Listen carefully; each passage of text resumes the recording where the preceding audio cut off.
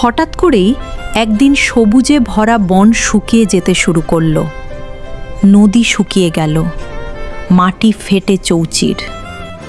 পানি আর খাবারের অভাবে অনেক পশু দুর্বল হয়ে পড়ল, অনেকে মারা গেল, বাকিরা বন ছেড়ে চলে গেল।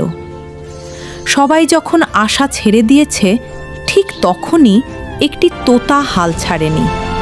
সে বিশ্বাস করত এই বন আবার সবুজ হবে। প্রতিদিন সে দূরের নদী থেকে পানি এনে নতুন গাছের গোড়ায় ঢালত। রোদ আর ক্লান্তি তাকে থামাতে পারেনি। তার চেষ্টা দেখে একে একে প্রাণীরা ফিরে এলো।